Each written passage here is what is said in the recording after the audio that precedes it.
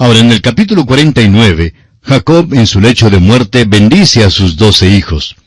Notaremos que tuvo una bendición específica para cada uno de ellos.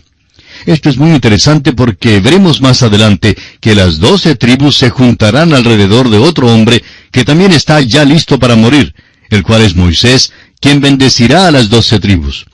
Dios no solamente había prometido ciertas cosas a la nación de Israel, sino que también prometió algo específicamente a cada tribu. Muchas de estas ya han sido cumplidas. Este es otro capítulo dramático.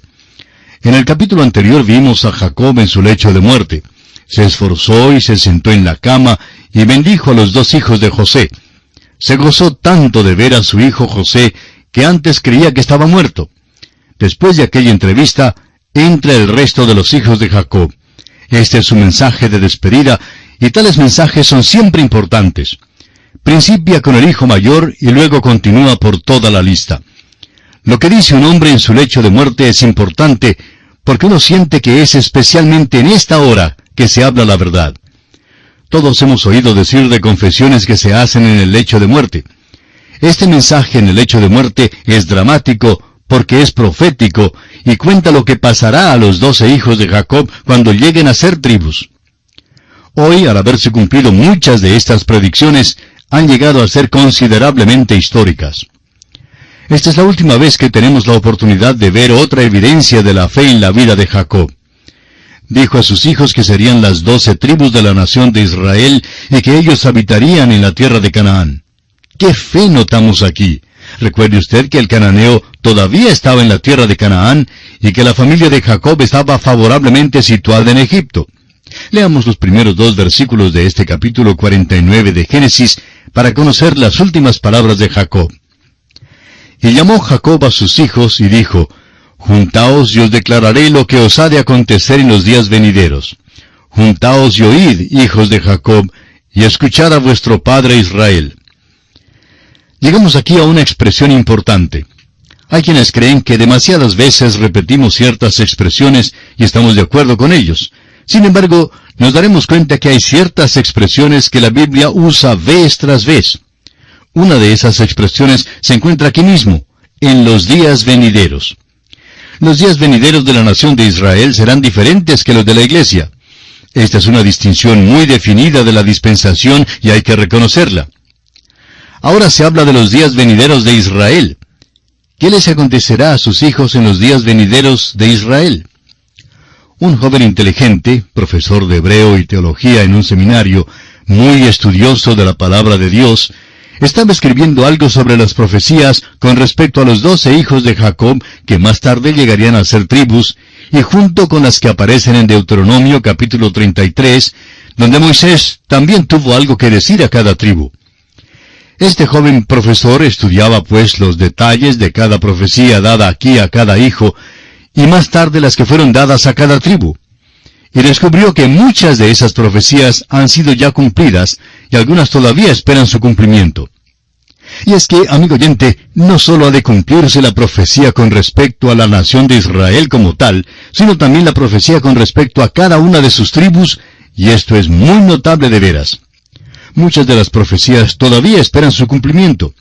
Lo interesante es que la mayor parte de lo que Moisés dijo a las tribus ya se ha cumplido. En cambio, de las profecías que Jacob hace aquí, muchas todavía esperan su cumplimiento. Leamos una vez más el versículo 2 de este capítulo 49 de Génesis. Juntaos y oíd, hijos de Jacob, y escuchad a vuestro padre Israel. Vemos aquí ahora al viejo Jacob sentado en la cama. Hay algunos cuadros que lo representan tendido sobre la cama, como si no le fuera posible levantar la cabeza. Pero eso no es verdad. Se apoyaba sobre su bordón, como leemos en Hebreos capítulo 11, versículo 21. Francamente, el viejo Jacob había sido activo durante toda su vida, y quería continuar así. La muerte realmente es una turbación. Llega en el momento más inoportuno, cuando más queremos seguir nuestra actividad aquí. Si hemos acordado un compromiso, una cita, pues debemos olvidarlo. A veces asumimos compromisos o actividades por anticipado, bajo la condición de que estemos vivos. Bueno, Jacob se apoyó sobre su bordón. Quería continuar su vida, pero no le fue posible. ¡Qué hombre más extraordinario! Leamos ahora los versículos 3 y 4 de Génesis capítulo 49. Jacob se dirige a Rubén y le dice, Rubén, tú eres mi primogénito, mi fortaleza y el principio de mi vigor, principal en dignidad, principal en poder.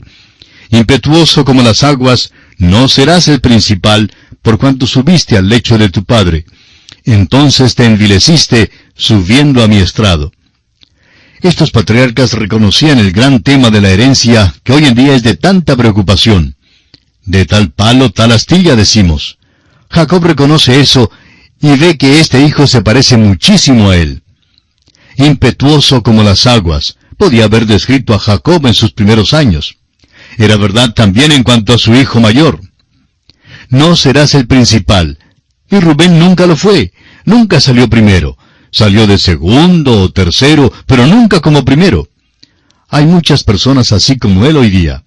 Se conforman con un segundo o tercer lugar y no desean sobresalir, no desean llegar al primer lugar. Ahora, la historia con respecto a Rubén, a la cual se refiere Jacob aquí, es sórdida.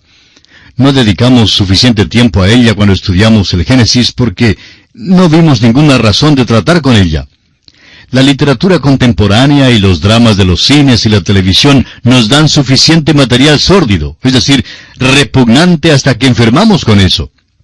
Hemos notado que aún los hombres que condenan la censura y creen que todos deben tener oportunidad de hacer todo lo que quieran y hablar lo que les dé la gana, ya escriben diciendo que están cansados de la suciedad que nos ponen a la vista hoy en día por todos lados.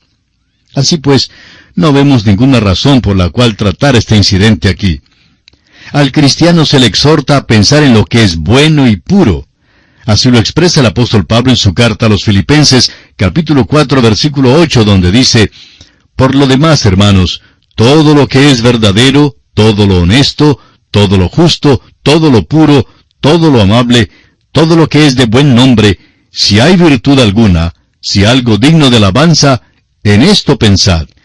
Veamos ahora lo que Jacob dice a Simeón y a Leví, y leamos los versículos 5 hasta el 7. Simeón y Leví son hermanos, armas de iniquidad sus armas. En su consejo no entre mi alma, ni mi espíritu se junte en su compañía, porque en su furor mataron hombres, y en su temeridad desjarretaron toros. Maldito su furor que fue fiero, y su ira que fue dura. Yo los apartaré en Jacob, y los esparciré en Israel.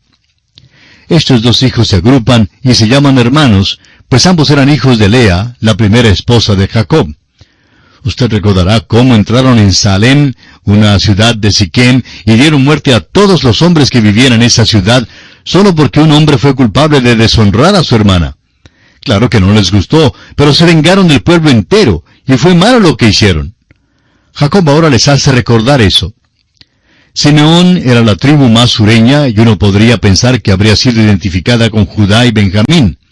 Esto no fue verdad en la historia, y en realidad uno simplemente no oye hablar de ella. Tenía este territorio sureño, pero parece haberse desvanecido entre las otras tribus. En Leví vemos una exhibición de la maravillosa gracia de Dios. Es verdad que fueron esparcidos en Israel, pero fue porque era la tribu sacerdotal. Solo la gracia de Dios puede tomar un hombre cruel como Leví y hacer de él el cabecilla de la tribu sacerdotal. Es la gracia de Dios que ha hecho de nosotros, pecadores, un reino de sacerdotes, amigo oyente. Todo creyente es sacerdote hoy en día. Entre ellos se encuentran borrachos convertidos, rameras convertidas y asesinos convertidos. Hemos sabido de todo esto en diversas iglesias. Ahora, ¿cómo llegaron a ser sacerdotes en el reino de Dios? Bueno, exactamente como nosotros lo llegamos a hacer. Es por la maravillosa gracia de Dios. Sabiendo que fuisteis rescatados de vuestra vana manera de vivir, la cual recibisteis de vuestros padres, no con cosas corruptibles como oro o plata, sino con la sangre preciosa de Cristo, como de un cordero sin mancha y sin contaminación. Así nos lo dice el apóstol Pedro en su primera carta, capítulo 1, versículos 18 y 19. Luego Pedro sigue diciendo en el capítulo 2, versículo 5 de su primera carta, Vosotros también, como piedras vivas, sed edificados como casa espiritual y sacerdocio santo, para ofrecer sacrificios espirituales aceptables a Dios por medio de Jesucristo. ¿De quiénes habla? de los que han sido redimidos por la sangre preciosa de Cristo. Rubén perdió el lugar principal, y ahora Simeón y Leví también han perdido ese lugar. El rey no habría de venir de ninguna de estas tribus. Hay otro hijo, y él también fue pecador. Veremos lo que la gracia de Dios hizo por él. Génesis capítulo 49, versículo 8 dice, Judá, te alabarán tus hermanos, tu mano en la cerviz de tus enemigos, los hijos de tu padre se inclinarán a ti. Esto no era el caso en el tiempo que Jacob dio esta bendición. Usted recordará, amigo oyente, que el primer sueño de José debía ser cumplido, y todos sus hermanos se postrarían delante de él. Pero en el futuro será la tribu de Judá ante la cual han de postrarse. De Judá es de quien procederá el rey, el cual es el Señor Jesucristo.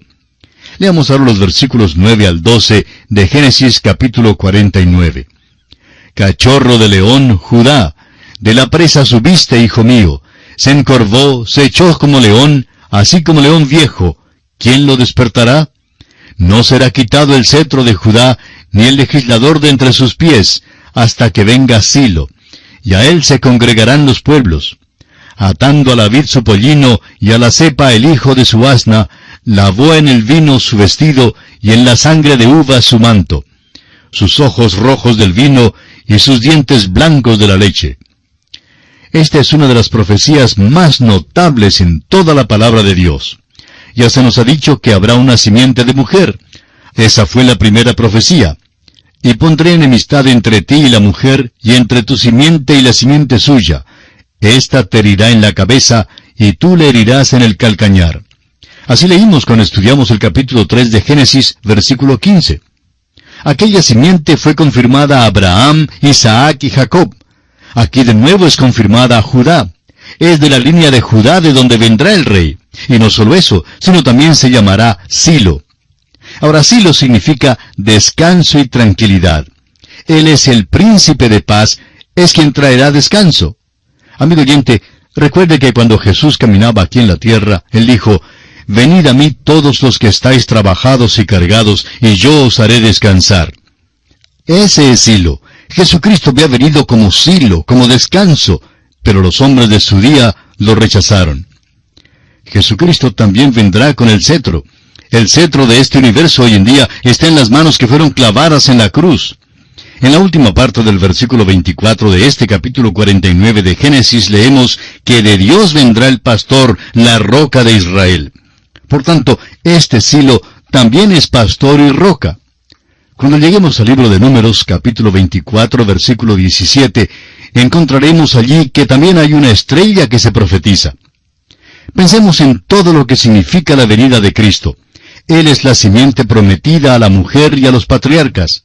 Es el Silo que trae descanso. Es el que lleva el cetro. Es el pastor que dio su vida, y el príncipe de los pastores que algún día vendrá. Es la piedra que desecharon los edificadores, pero que ahora ha venido a ser cabeza del ángulo. Es hoy día la estrella resplandeciente de la mañana para su iglesia. Esta es la línea que corre de Adán y Set después de que Abel fue muerto. De Set atraviesa a Noé, a Sem, y luego a Abraham, Isaac y Jacob, y ahora a Judá. Amigo oyente, no perdamos el hecho maravilloso de que Dios se mueve aquí según un plan y según un programa muy bien trazado y muy bien elaborado. Es muy importante que notemos eso.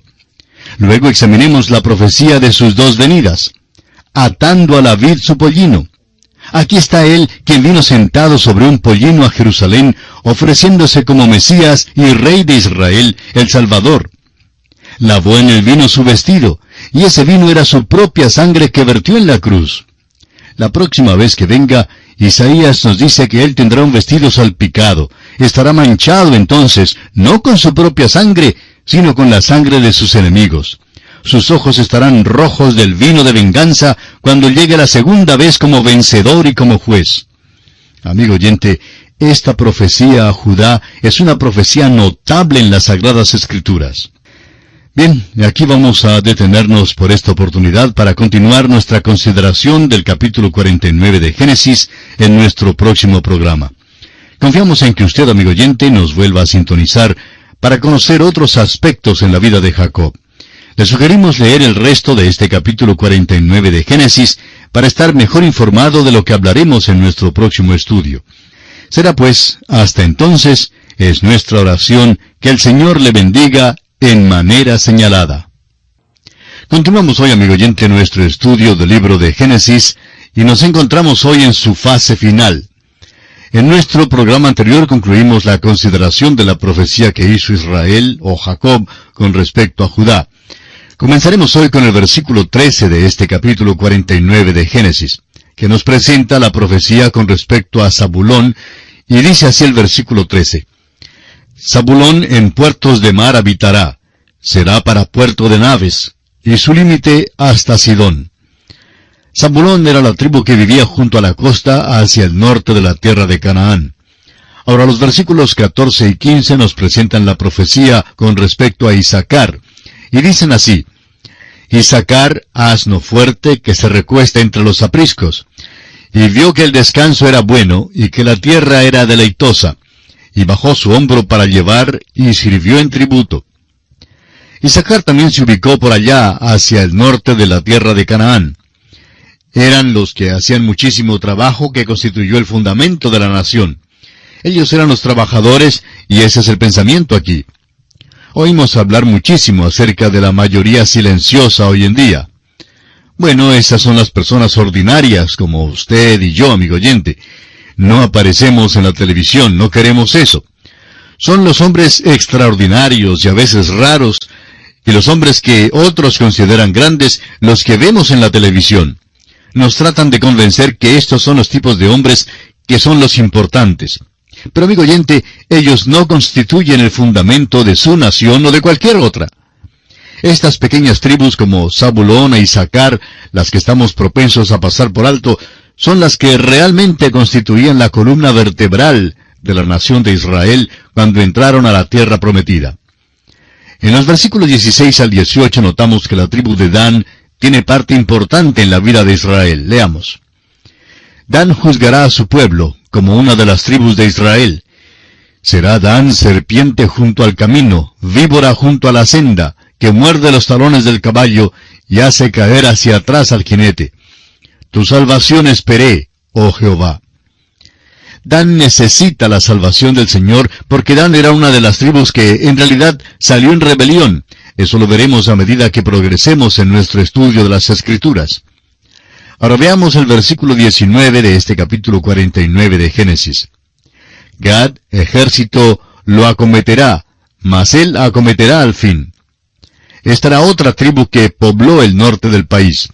En realidad, Dan quedaba en la parte más al norte, más septentrional, y por tanto, cuando la tierra de Israel se describe, se expresa de Dan a Beerseba. Leamos ahora los versículos 20 al 22. El pan de hacer era substancioso, y él dará deleites al rey. Neftalí, sierva suelta, que pronunciará dichos hermosos. Rama fructífera es José, rama fructífera junto a una fuente, cuyos vástagos se extienden sobre el muro.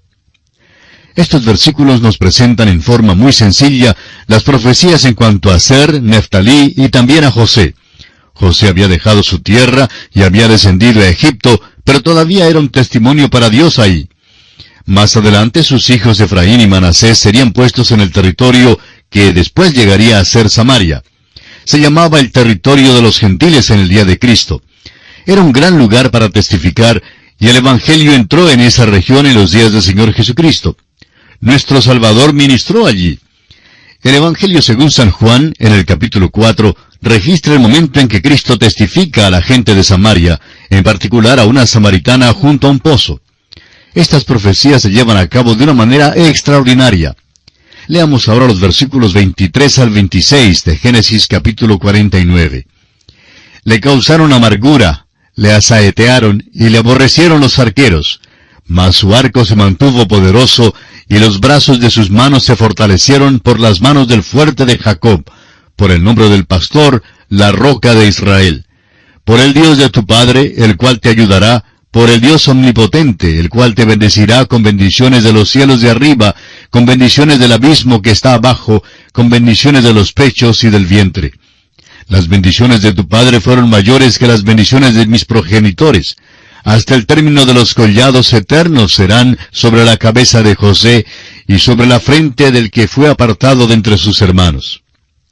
Tengamos en cuenta que 2 tribus procedieron de José. Las tribus de Efraín y Manasés fueron tribus destacadas, importantes y muy poderosas. Se originó una división del reino por causa de estas 2 tribus, especialmente la de Efraín. Llevaron a Israel a la idolatría. Jeroboam fue de la tribu de Efraín y fue el líder, el dirigente. Fue en estas tribus que los 2 becerros fueron puestos para la adoración. Jacob aquí los llama a volverse, a tornarse al Dios de su padre, al Dios de Israel, al Dios de Jacob. Ahora el versículo 27 dice, Benjamín es lobo arrebatador, a la mañana comerá la presa, y a la tarde repartirá los despojos. Esta es una profecía extraña con respecto a Benjamín.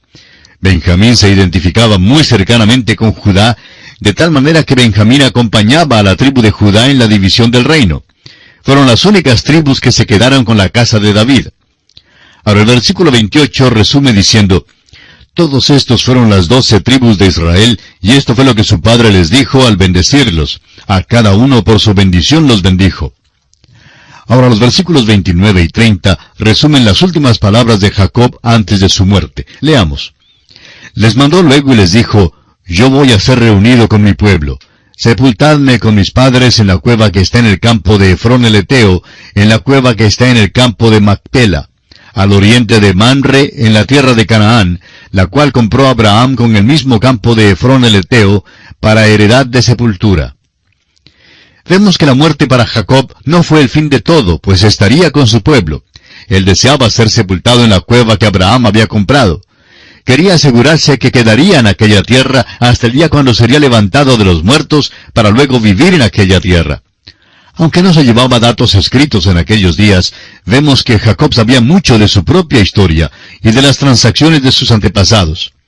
Ahora el versículo 31 dice, Allí sepultaron a Abraham y a Sara su mujer, allí sepultaron a Isaac y a Rebeca su mujer, allí también sepulté yo a Lea. No es tanto que tuviera interés en ser sepultado con Lea. Después de todo, Raquel, su amada, había sido sepultada en Belén. Pero Jacob desea ser sepultado donde un día será levantado de la muerte en la resurrección, para estar allí mismo cuando Dios cumpla sus promesas a la nación de Israel. Y ahora los versículos finales de este capítulo 49, versículos 32 y 33 dicen, La compra del campo y de la cueva que está en él fue de los hijos de Ed. Y cuando acabó Jacob de dar mandamientos a sus hijos, encogió sus pies en la cama y expiró, y fue reunido con sus padres. Es interesante notar que Jacob mantuvo los pies en el piso hasta lo último. Comenzó su vida como un hombre carnal, tomó por el calcañar o por el talón a su hermano, y por eso se le llama el que suplanta. El suplantador vivía de acuerdo con ese nombre, lo cual ciertamente era su característica. Tomó todo lo que pudo encontrar y siempre hizo esfuerzos por lograr ser el principal. Tomó lo que deseaba tener por cualquier método que estuviera a su alcance. Cuando era joven, caminaba en sus 2 pies, por su propia fuerza y habilidad. Dependía de sus propias mañas e ingeniosidad. Pensaba él que podía cuidarse solo y que Dios no le hacía falta en su vida. Pero aprendió su lección cuando visitó al tío Labán. Era independiente, engreído, agresivo, despreciable y vil. En Peniel, en el vado del río Jaboc, Dios lo hirió, y fue necesario que Dios dislocara la pierna de Jacob para apoderarse de él. Después de aquella experiencia, siguió por la vida cojeando. Andaba con 3 piernas, usando un cayado o bastón, porque ya no podía caminar más por sí mismo. Aquí, antes de morir, se sienta sobre la cama apoyado en su bordón. Ahora el tiempo ha llegado. Encogió sus pies en la cama, aparta el bordón y se acuesta para morir. Este es Jacob. Ha caminado y progresado muchísimo. Muere manifestando su fe y anhelando el día cuando sería levantado de la muerte en la tierra, según la promesa de Dios. El escritor a los Hebreos en el capítulo 11, versículo 13 escribe, Conforme a la fe murieron todos estos sin haber recibido lo prometido, sino mirándolo de lejos y creyéndolo, y saludándolo, y confesando que eran extranjeros y peregrinos sobre la tierra. Esto concluye nuestro estudio del capítulo 49 del libro de Génesis.